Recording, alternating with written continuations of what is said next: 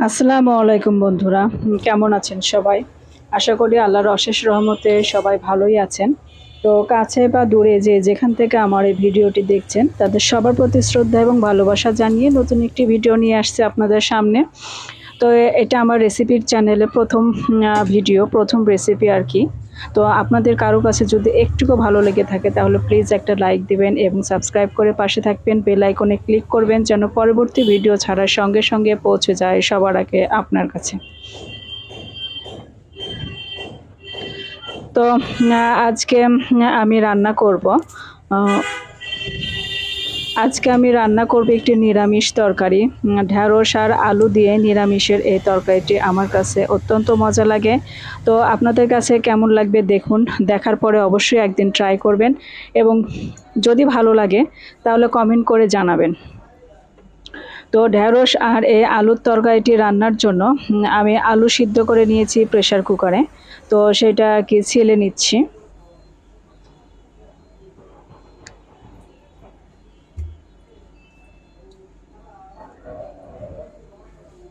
তো আমি আজকে রান্না করব 1 পোয়া পরিমাণে ঢেঁড়স আর আলু দিয়েছি আমি 5টা। এই যে এরকম মিডিয়াম সাইজের 5টা আলু সিদ্ধ করে নিয়েছি। এই যে 5টা আলু সিদ্ধ করে নিয়ে ছিলে নেওয়ার পরে আমি এই যে একটু চটকে নিচ্ছি। পুরো একদম আলু ভর্তার মতো করব না, একটু গোটা গোটা রাখবো যেন একটু ভাঙ্গা হয় একটু গোটা থাকে এইরকম আর কি। তো দেখে দেখে আর কি একটু বুঝে নেবেন।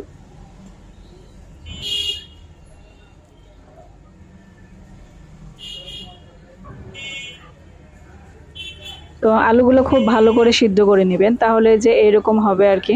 একটু চাপ দিতেই ভেঙে যাবে, বেশি একটা কষ্ট করতে হবে না আপনাকে। তো এইসব রান্না করার জন্য আমি যে সব জোগাড় যন্ত্র করে নিলাম আর কি। তো আমি এখন ইন্ডাকশনে রান্না করব। তো ইন্ডাকশনের জন্য আমি কড়াইতে তেল দিয়ে দিচ্ছি। প্রথমে সরিষার তেল দিয়ে দিলাম, আপনি যতটা খাবেন আর কি ততটাই। কেউ বেশি তেলে রান্না করে, আবার কেউ কম তেলে রান্না করতে পছন্দ করে। তো আমি কম তেলেই আর কি রান্না করতে পছন্দ করি, বা কম তেলে রান্না খাই আমরা, এই জন্য অল্প করে তেলই দিচ্ছি। তো প্রথমে ঢেঁড়সগুলো আমি একটু তেলে ভেজে নেব। যারা ঢেঁড়সের তরকারি খেতে পছন্দ করেন না, এইভাবে রান্না করে খেলে তারাও হাত চেটে বুটে খাবেন।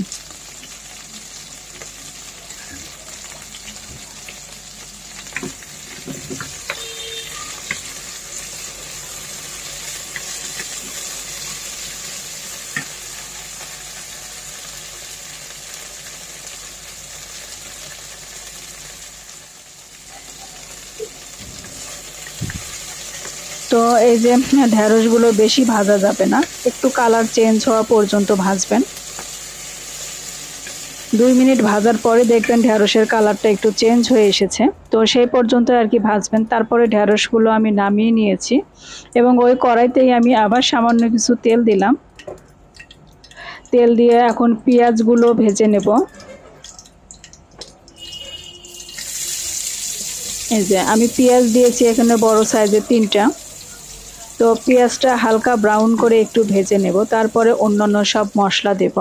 তো মশলা আমি কোনটা কি পরিমাণে দিচ্ছি সেটাও আপনাদেরকে বলে দেব। যারা নতুন গৃহিণী আপু আছেন তাদের জন্য অনেক সুবিধা হবে আর কি। তো আমি এখানে দিয়ে দিচ্ছি 1 চামচ পরিমাণ লবণ,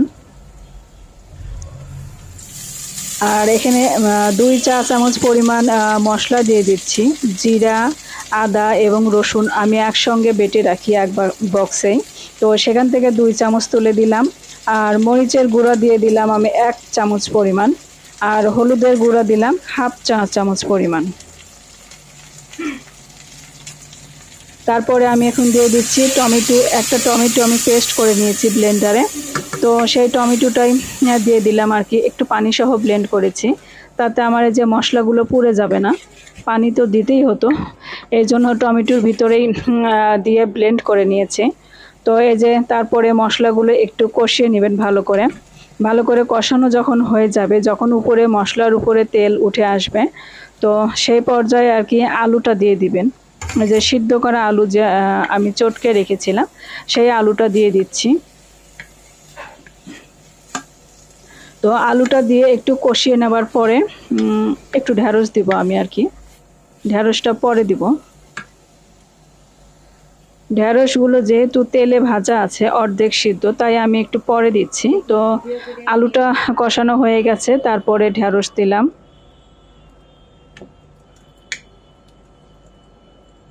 তো তারপরে ঢেঁড়স দেওয়ার পরে একটু কষিয়ে নিয়েছি, তারপরে আমি এখানে ঝোল দিয়েছি। ঝোলটা বেশি পরিমাণে দিব না, 1 কাপ পরিমাণে পানি দিব, যেন ঢেঁড়স এবং আলুটা সিদ্ধ হবার পরও, আলু তো সিদ্ধই আছে, ঢেঁড়সটা সিদ্ধ হবার পরে তরকারিটা মাখা মাখা হয়।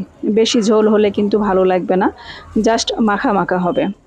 তো আপনারা যে দেখতে পাচ্ছেন, এই যে এই পর্যায়ে নামিয়ে নিচ্ছি। আর যেহেতু আলুর তরকারি একটু ঠান্ডা হলে আরেকটু জমে আসবে, তাই আমি এই পর্যায়ে নামিয়ে নেব, ঠান্ডা হওয়ার পরে আরেকটু জমে আসবে।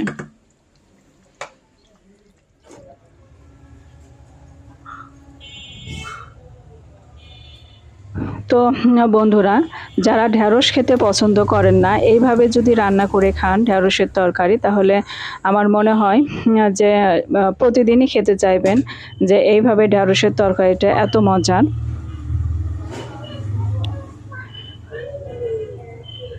আর যারা নিরামিষ পছন্দ করেন তারা তো অবশ্যই ভালো লাগবে আপনাদের কাছে। তো আমার কাছে তো খুবই টেস্টি মনে হয়, এবং আমার বাসায় এটা প্রায়ই রান্না করি আমি। প্রায় যেহেতু রান্না করি, খুব মজা করেই খাই।